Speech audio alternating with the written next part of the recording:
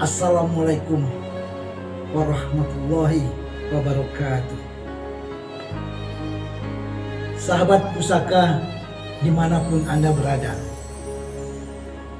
bertemu lagi kita di channel pusaka yang sangat kita cintai ini. Kali ini channel pusaka ingin menyampaikan berita tentang Peraturan Menteri Pendidikan dan Kebudayaan, Riset dan Teknologi nomor 30 tahun 2021. Adapun Permendikbud Ristek nomor 30 tahun 2021 itu, yaitu tentang pencegahan dan penanganan kekerasan seksual di lingkungan perguruan tinggi, masih banyak yang pro dan kontranya. Untuk dapat menyatukan suara, Menteri Nadiem Makarim menemui Ketua Umum Pimpinan Pusat Aisyah, yaitu Ibu Siti Nurjanah Johantini di Universitas Aisyah Unisa Yogyakarta. Nah, sebelum kita lanjutkan pembicaraan ini, barangkali perlu sedikit saya jelaskan apa itu Aisyah.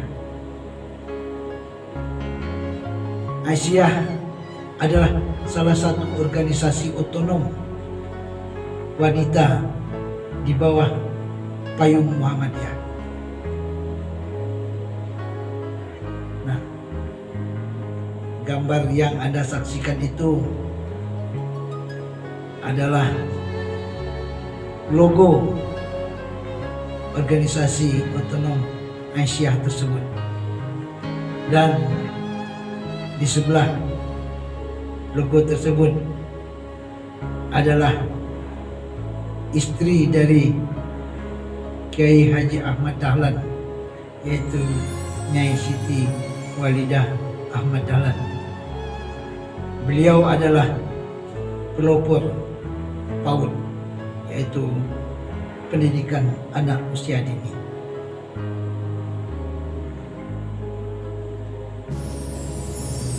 Selain Aisyah, masih ada organisasi otonom lainnya yang dinaungi oleh Muhammadiyah, yaitu ada Pemuda Muhammadiyah. Pemuda Muhammadiyah ini khusus organisasi otonom untuk laki-laki, anak-anak Muhammadiyah Aisyah yang laki-laki putra. Kemudian ada Nasyatul Aisyah. Nasyatul Aisyah ini adalah organisasi otonom khusus untuk putri dari anak Muhammadiyah dan Aisyah. Kemudian ada IPM, Ikatan Pelajar Muhammadiyah. Nah, kalau menyebut IPM ini saya teringat bahwa Palembang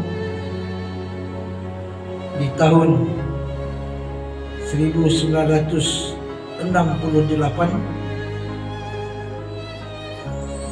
pernah mengadakan musyawarah nasional IPM yang kedua.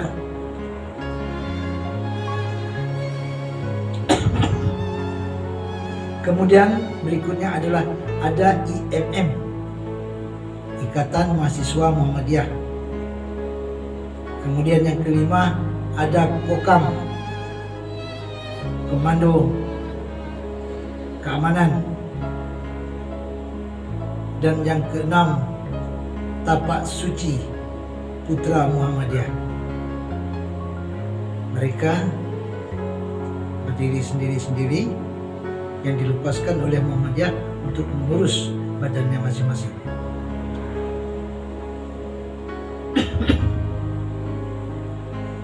Dalam pertemuan dengan Ketua PP Asia tersebut, yaitu dengan Ibu Siti Nurjana Johantini, beliau mengatakan bahwa Muhammadiyah telah jauh-jauh hari berkomitmen melawan aksi kekerasan seksual di 166 perguruan tinggi Muhammadiyah dan Aisyah di seluruh Indonesia. Dapat kita bayangkan 166 perguruan tinggi, banyak itu sahabat pusaka.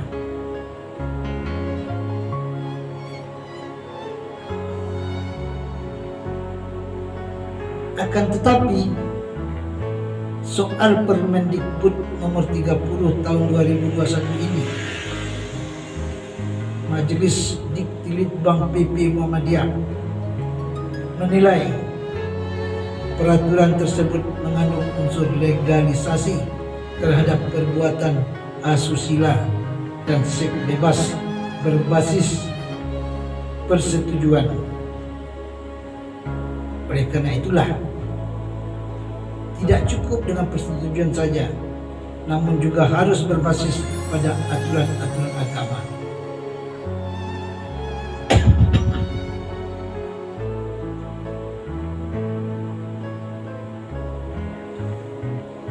Kita lanjutkan.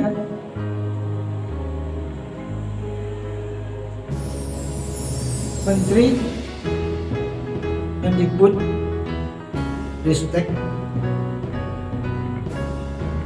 nampak mendengarkan dan menyampaikan agar sabar sedikit.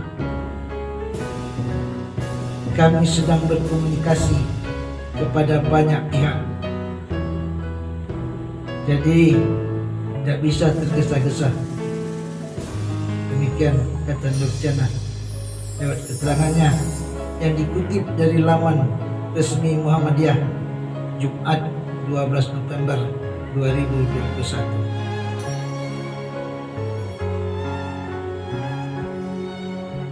Dosen Universitas Muhammadiyah tersebut percaya bahwa menteri akan mendengar masukan banyak pihak sehingga ada solusi yang mengarah pada tujuan utama semua pihak, yakni melawan kekerasan seksual. Agar tidak berpolemik terus, memang harus ada solusi yang mengarah pada tujuan utamanya, yakni kita jihad kekerasan, karena soal hal-hal yang krusial perlu menjadi perhatian kita bersama.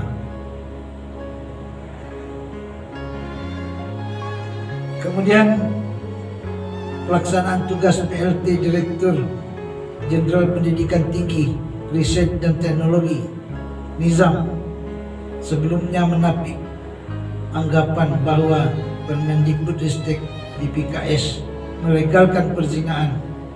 Menurut Nizam, tafsir tersebut timbul karena kesalah persepsi atau sudut pandang. Tidak ada satupun kata dalam Permen DPKS ini yang menunjukkan bahwa Kemendikbudristek memperbolehkan perzinaan.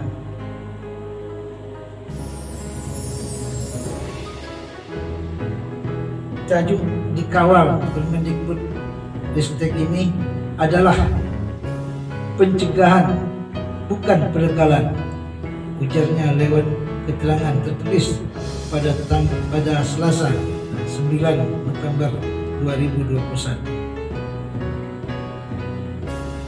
Ihwal masih adanya perbedaan pendapat tentang Permendikbud pencegahan kekerasan seksual ini, Nizam menyebutkan kementeriannya akan terus melakukan sosialisasi.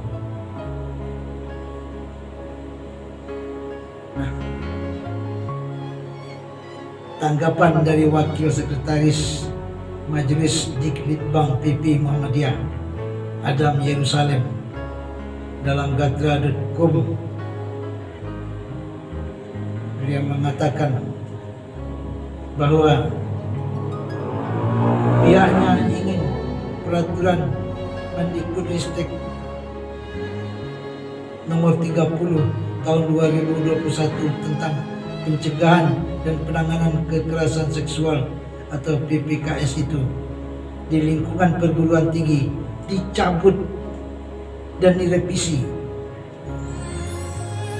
Hal itu agar Permendikbud tidak hanya mengatur soal kekerasan seksual tanpa persetujuan korban, tetapi juga mencakup perilaku seksual dengan persetujuan konsen.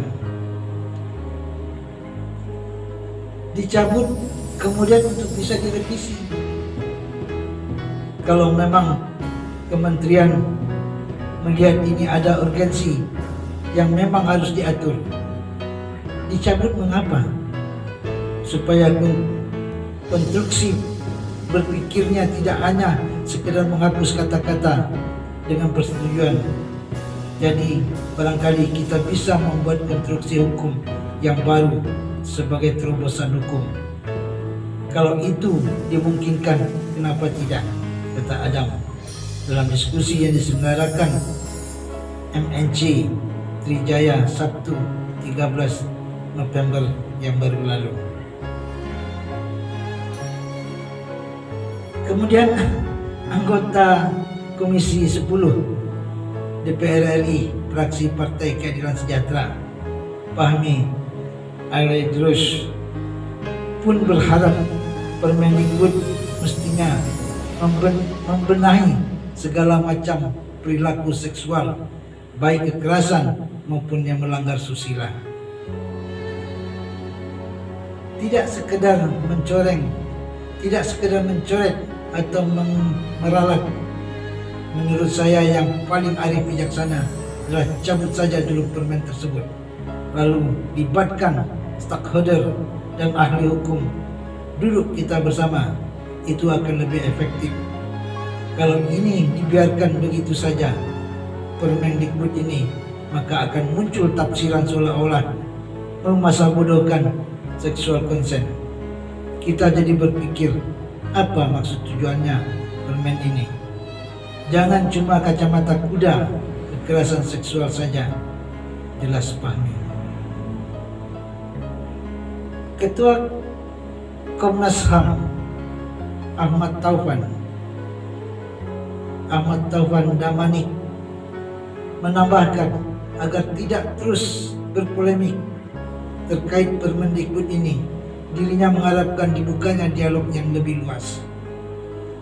Kemudian menjelaskan lebih detail mekanismenya sehingga jangan kemudian berbenturan dengan penegakan hukum, ujar Ahmad. Muhammadiyah komitmen lawan kekerasan seksual. Penolakan Permendikbud 30 murni karena substansi. Muhammadiyah dikala kasus pelecehan seksual yang disertai dengan sulitnya akses advokasi hukum terhadap korban marak terjadi di lembaga pendidikan. Pemerintah bergerak aktif dengan mengeluarkan Peraturan Menteri Pendidikan Kebudayaan, Riset dan Teknologi Permendikbudristek nomor 30 tahun 2021 tentang pencegahan dan penanganan kekerasan seksual di lingkungan perguruan tinggi. Menanggapi dikeluarkannya Permendikbudristek 30 tersebut, Muhammadiyah Majelis Pendidikan Tinggi Penelitian dan Pengembangan Dikbudbang PP Muhammadiyah sepakat dengan tujuan pemerintah melawan aksi kekerasan seksual. Akan tetapi, Muhammadiyah lewat siaran pers Majelis Dikbudbang tertanggal 8 November tahun 2021 itu mendesak agar pemerintah segera memperbaiki Permendikbud 30. Permintaan dilakukan karena Majelis Dikti Litbang mendapatkan kecacatan formil dan material yang sayangnya disalahpahami oleh berbagai kalangan sebagai aksi kontraproduktif terhadap perlindungan kekerasan seksual. Tidak benar Muhammadiyah mendukung asusila, pelecehan, dan kekerasan seksual. Kemudian Selasa pada tanggal 9 November yang baru lalu, Sekretaris Majelis Dikti Litbang Pimpinan Pusat Muhammadiyah Sayuti juga menegaskan bahwa Muhammadiyah telah jauh-jauh hari berkomitmen melawan aksi kekerasan seksual di 166 perguruan tinggi Muhammadiyah dan Aisyah di seluruh Indonesia. 166 perguruan tinggi Muhammadiyah se-Indonesia. Banyak pertanyaan. Apakah siaran pers itu bermakna bahwa Muhammadiyah itu mendukung kekerasan seksual? Tentu itu tidak benar. Kami mempermasalahkan Permendikbud karena ada problem formil dan material di dalamnya, kata Sayuti. Sandungan paling krusial bagi Muhammadiyah dalam menerima Permendikbud 30 adalah kalimat di dalam pasal 5 ayat 2 memuat frasa tanpa persetujuan korban, sehingga mengandung makna bahwa kegiatan seksual dapat dibenarkan apabila ada persetujuan korban, konsen. Atau dengan kata lain, Permendikbud 30 mengandung unsur legalisasi terhadap perbuatan asusila dan seks bebas berbasis persetujuan. Alasan inilah yang mendorong Dikti Litbang PP Muhammadiyah menolak pengesahan Permendikbud 30 dan meminta pemerintah untuk segera mencabut dan memperbaikinya.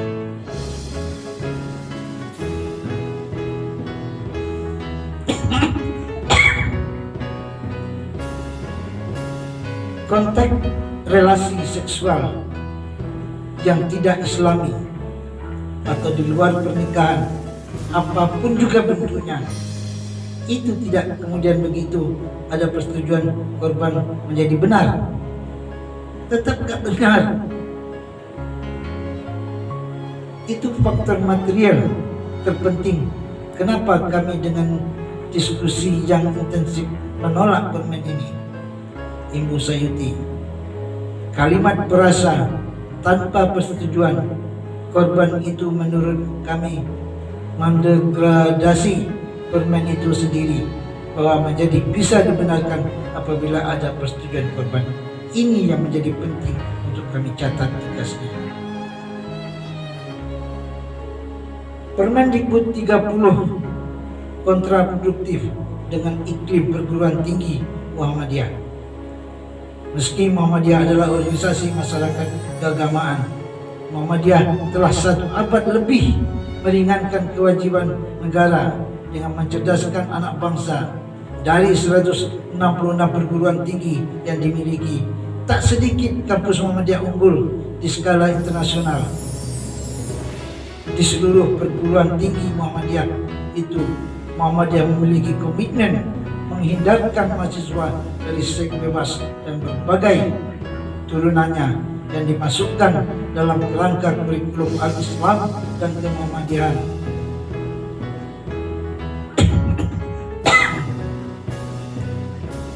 Perlu menjadi catatan semua pihak bahwa di sistem pendidikan tinggi Muhammadiyah itu ada 8 SKS al-Islam dan kemuhammadiyahan, yang itu juga didukung dengan buku adab mahasiswa Muhammadiyah, kegiatan Baitul Aqam, dan lain-lain. Itu adalah dalam rangka agar sistem pendidikan di perguruan Muhammadiyah dan Aisyah itu bebas dari relasi seksual yang haram. yang tidak seperti ajaran Islam. Tentu juga sama dengan agama-agama yang lain.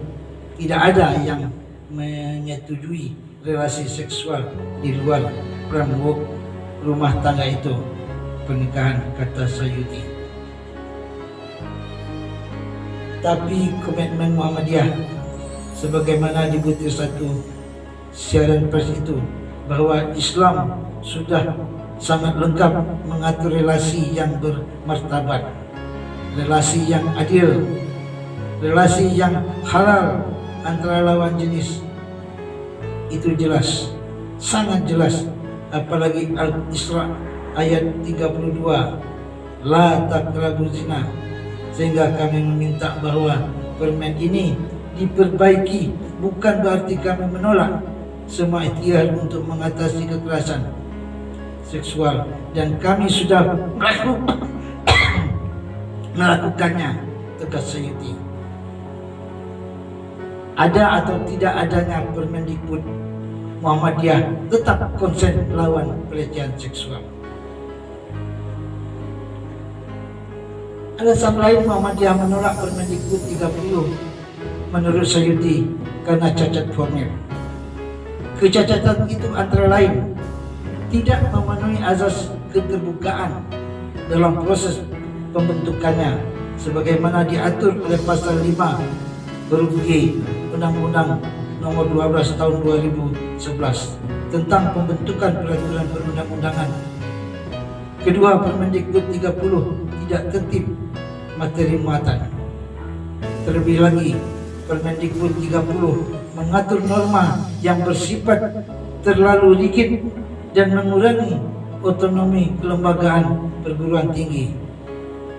Satgas itu bagi kami mencederai spirit undang-undang perguruan tinggi, bahwa ada otonomi kampus. Di kampus ada rektor, ada wakil rektor. Di Muhammadiyah ada lembaga AIK.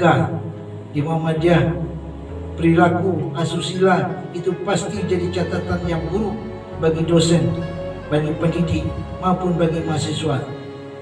Karena kita punya beberapa kasus yang kita berhentikan dosennya, kita skor dan lain-lain di kampus-kampus Muhammadiyah itu sudah terjadi, ungkap Sayuti. Lebih jauh, Sayuti menegaskan bahwa Muhammadiyah tidak bertoleransi terhadap segala tindakan pelecehan seksual.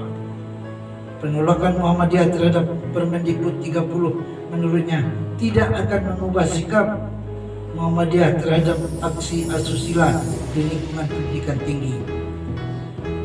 Kita mengkritik dan menolak permen yang bermasalah dari sisi formil dan material, tapi tentu kita sepakat sebagai reminder bagi kami bahwa usaha-usaha ikhtiar untuk mencegah, mendidik mahasiswa, termasuk kalau terjadi menghukum perilakunya itu, tidak ada kompromi di situ.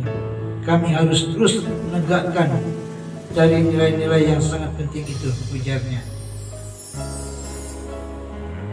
Yang tentu karena Muhammadiyah dijiwai dimodernisasi dan kampus-kampus Muhammadiyah bagian dari dakwah Islam. Tentu kita ada dan tidaknya permen ini, kita berkomitmen untuk menjadikan kampus-kampus Muhammadiyah bebas dari relasi seksual di luar framework pernikahan, di luar framework halal, di luar pernikahan. Jadi tidak berarti kita menolak, pangkas Sayuti. Sahabat pusaka, dimanapun Anda berada, itulah tadi tanggapan PP Muhammadiyah tentang Permendikbud nomor 30 tahun 2021 yang Muhammadiyah benar-benar tidak dapat menerimanya. Semoga Menteri Nadiem Makarim dapat memahami dan mengambil langkah untuk memperbaikinya. dan memusyawarahkan kembali dengan semua lapisan masyarakat yang ada wewenang untuk membicarakannya hal tersebut.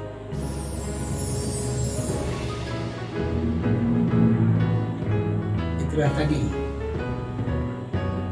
kami merasa perlu mengetengahkan hal ini, karena jangan kita tidak mengerti permasalahan tentang Permendikbud ini. Semoga langkah selanjutnya kita dapat berhati-hati dan dapat mencerna dengan lebih baik lagi, sehingga kita tidak salah langkah dan tidak salah pengertian satu sama lain. Dan sampai di sini, semoga kita akan bertemu lagi di hal yang lain, baik tentang Muhammadiyah dan sebagainya. Dan kami ucapkan wassalamualaikum warahmatullahi wabarakatuh.